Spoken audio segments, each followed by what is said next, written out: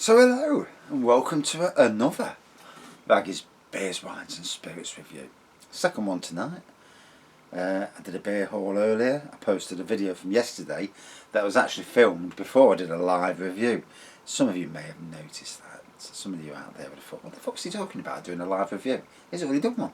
So yeah, I did that when I got home about 4 o'clock-ish, 4 or 5 o'clock-ish, and then later on I decided to do the live review. So today I'm going to be reviewing rather, the Rhubarb and Ginger Wine that I made, just to give it another review, see how it cooks, and to be honest, it's just a way to have a drink and just talk shit. Skittles.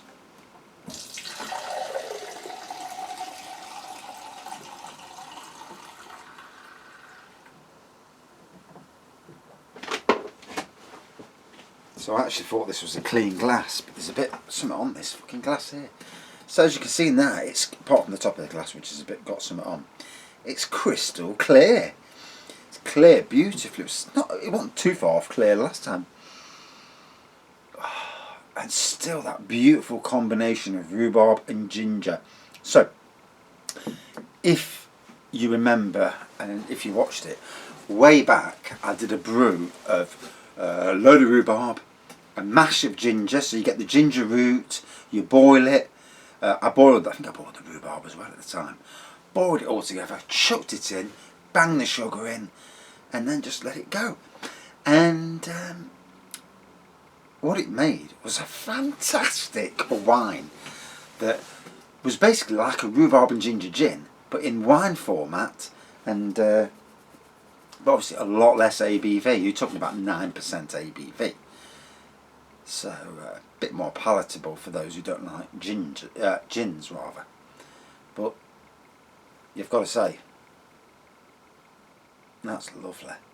It could probably do with a pink tinge to it. You could probably put some food colouring in and just tinge it a bit if you was really that bothered. To me it just looks like water. So let's neck it.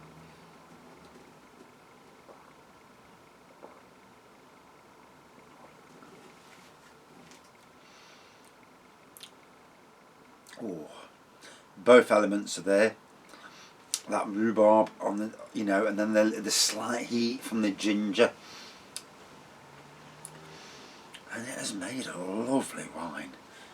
And for the cost, well, the rhubarb was from the garden, but say you bought £3 worth of rhubarb, you bought £1 worth of ginger, £4, a pound for the yeast, £5, and 4 bags of sugar, say £2.40, so £7.50. And mates, 30 bottles at 25p a bottle. Well, my maths right? Yeah, enough, wasn't there? Yeah, there was. Yeah. I thought it straight away and I had to fucking question myself. You know, as you get older you get more fucking daft, don't you? Hey, there's never been any problems with me because I've always been a bit daft, but yeah, I've always had a sense of humour. You try and you say something to somebody and you think they're going to get it and you don't get it, and you're like, oh God, I thought you had a good sense of humour. And then we have to explain yourself. You've lost it. It's lost. You shouldn't have to explain. And sadly, yeah.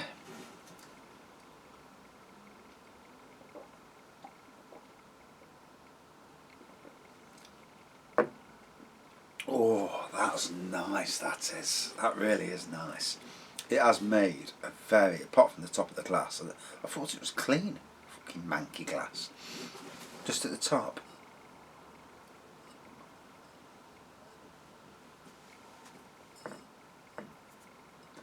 I'm a gardener, we drink manky stuff all the time. But I'd rather not. But yeah, it's made a nice wine.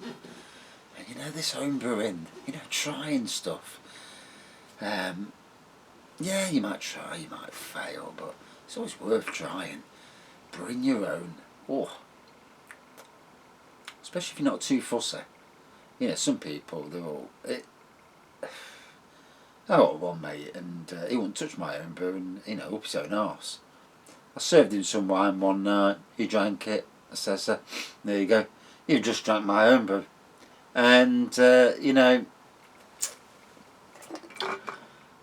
and then this same mate was on about, went out and he says, we've got the 3 mils tonight, 3 mils box.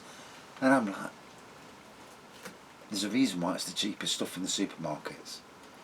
And I mean, I don't like really to slag off wine. I don't like to slag any company off really. They all try and do what they do. But I reviewed some of their 3 mils wines when I got a beer haul from Home Bargains, and there was 2 or 3 out of the 4 wines they didn't taste good at all. There was, you know, they just tasted like Ribena. I couldn't taste any alcohol. It's supposed to be 10%.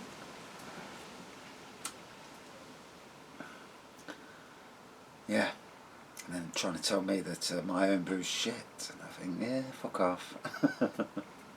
I'm not mates with that person anymore now anyway, so it don't really matter these days.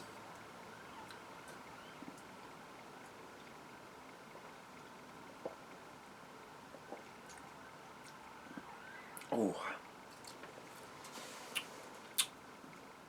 it's the spot nicely. Just starting to get that warm feeling from the ginger. And I've done some rhubarb stuff this year. The rhubarb stout, rhubarb wine there in the barrel, rhubarb and ginger wine, and yeah, it's been a good year for the old rhubarb. Growing it in your garden, you can't fault it. I actually gave work free of my rhubarb plants, and to one workplace, that's the one at Newark, and the one at Burnstump, I'm going to give another 2 lots of rhubarb, because yes, the restaurant can use them, but if I really want some rhubarb, I can go and get some myself as well. And I'm keeping 1 plant here to grow in the garden, out of pots and in the garden. See, on the front I've got like a crazy paving area, and yeah, I've got a screw, a loose, in my pocket. But yeah, and at the end of that there's an area now to put in a rhubarb plant, and I'm going to do that, grow it there. It's not going to hurt no one, it will fill in that space, because rhubarb can get evasive. And whenever I want a bit of rhubarb for some wine or something, you know, it's one of my favourite wine recipes, rhubarb. And hopefully this weekend I'll finally get back on the Homebrew trail. Although I don't think it's warm enough in the beer room now to do any brewing. It's about this time last year, September, October time, when I brewed that Chateau de Voy, or basically Chateauneuf de Pape wine. And it didn't. It had to go into the house at one stage because it wasn't warm enough in the beer room. And obviously the temperatures drop in. You need a steady temperature for any brewing, so it looks like I'm gonna have to do it and do both in the house, which will please the wife no end. Yes, and I still want to get some red wine kits as well for Christmas. Yeah. But you know, there's only so much money you can spend on booze, and only so much you should be spending on booze. And when I look around at what I've got, you know, there's a lot of people out there that love a fraction of this, you know, just to be able to have a drink in the evenings. I mean, me personally, if I knew somebody in Nottingham, someone decent at least, that was struggling to brew their own stuff and, you know, struggling for a bit of beer or a bit of wine, I'd say, get your arse down here, bring some containers, I'll bloody give you a load. You know, I mean, I'm brewing orange juice wine this weekend, hopefully. And like, for the cost of what it costs to do it, £5 or £6 to brew the juice wine, it's awesome. You know, the world of homebrew, especially once you get a good recipe. Yeah, there'll be fuck-ups along the way. Grapefruit juice wine. It was alright. I've still got a bottle. Yeah, still got a bottle. Ooh, dear. And prune juice wine. I've got six bottles of that. I need to let my mates have it up Top Valley. I need to add him on Facebook and get him to come round and take a load. So, yeah, it's 30 bottles. Merry Christmas. Yeah. Although I may do a prune juice, live prune juice re-review, just to get it out there. Can you imagine my belly started bubbling in public? Fucking hell. But for someone with constipation, it's good stuff. To be fair, drinking lots of different beers, I never suffer with constipation, and it's a good thing there's toilets at both the locations I work at. It's my first thing of the day. Get there for about 1:15, straight to the toilet, and I would not like anybody to walk in the toilet 5 or 10 minutes after. Oh dear, oh dear, oh dear, oh dear. All them different yeasts and barley. No, it's no wonder when you go out drinking, and it's got to be the same for women as it is with blokes. If you're a craft beer drinker and you're drinking different ales in pubs, there's got to be a stage when you go to toilet, and it's got to be a stage when it's not a good smell from the back end. No, women and blokes, we're all the same really, and and it has got to be the same way. That stuff creates some vile aroma. Unless we're lying to ourselves.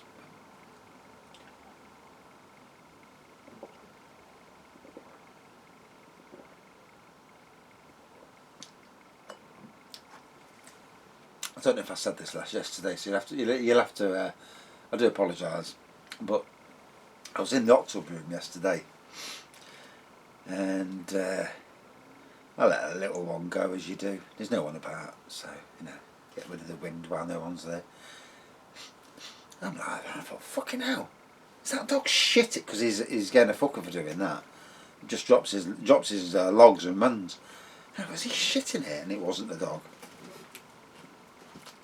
Yes, it wasn't the best of smells.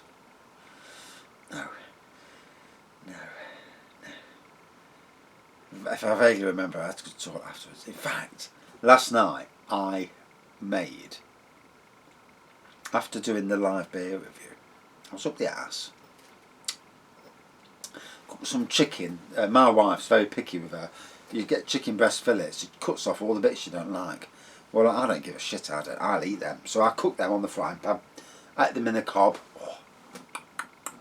went down a treat. Then I cooked a ribeye steak and some mushrooms. The mushrooms are slightly past the best, but it didn't bother me. Cut it in half, and I can't even remember eating the steaks. And I don't know what I'd had to drink. Whether I had another. Looking at that bottle up there, that was from yesterday. So I reckon I came down the shed and had another large glass, because I went to bed and I can't remember how I went when I fell asleep, and I woke up at 3 in the morning, bursting for a wee. Went to the toilet, shut the fucking window because it was freezing, and I couldn't get back to sleep properly after that. Which is why I don't know why I'm not shattered now.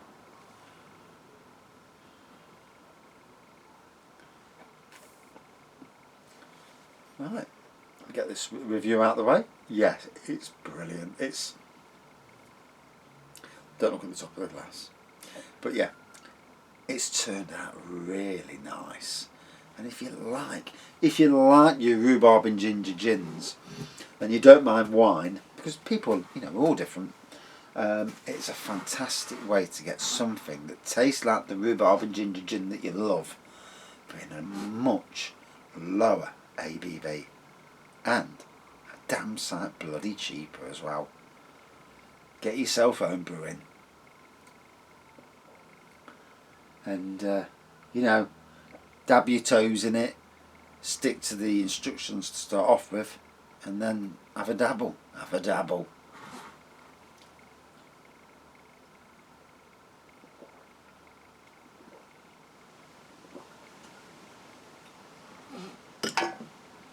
Now, Halloween's coming soon. Let's hope that supermarkets, especially Aldi and them, actually look after us at Halloween this year. Dunkel Festa was not released last year. Gangly Ghouls was Green King, and I've got to say, It's a damn nice beer as well. I managed to get some for 50p a bottle at one stage because our local Aldi dropped them down. I mean, shopping at the moment, apart from wearing them sodding masks that you can't breathe in, it's actually better now because the queues are, there's no queues anymore. I don't know if Sainsbury's has a queue in Arnold, but everywhere else there's no queues. They're just letting you in. There's not bothering with it now. You've all got masks. You shouldn't be spreading any virus to anybody else now with masks on. Whether you can still get it that way is another thing, but yeah, you won't be spreading it, and so it's a good thing in that way. But anyway, as for this homebrew, another homebrew video, you know, people did say to me, make sure you keep doing your homebrews, and I am. I'm getting back on the case, and we'll do a live prune juice review. You can see how much I cringe and how much it's fucking real as well, because oh god, it was rough. Jesus, I've drank some shite over the years, but that was at the top of the shite list. And I actually gave it a half decent review the first time I drank it as well. I don't know why. So, Rhubarb and Ginger Wine. Oh my gosh. Out of 5. For what it is, I'd give it about a 4.4 out of 5. It's a barnstorming wine. If you're a rhubarb and ginger fan, and you're a fan of the ginger, the gin in that flavour, you'll love this. It's clear now. It's had time to mature. I've still got a good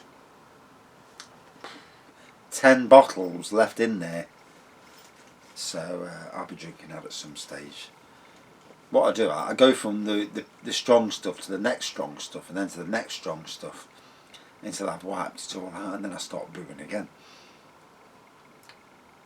But I do want to brew different stuff, you know, just to get it out there and try something different. You know, I'm sure all home brewers are the same, and especially those who actually do grain brewing, because they're on the edge of micro brewing, because they are putting the grains in, and they are, you know, like just before you get to proper micro breweries and craft breweries, you know. Whereas with me, I'm just a basics beginner brewer, but I'm happy to stay that. You know, it's I can't really afford all that gear, and you know, maybe one day when I'm not busy pissing about with fucking decking. Right, did I say out of 5? Yeah, I've done it, haven't I? Right, that's it for this review. I better go because I've been in here about 40 minutes, and I'll get an arsehole in if I'm there too long. Thanks for watching. See you soon. Cheers.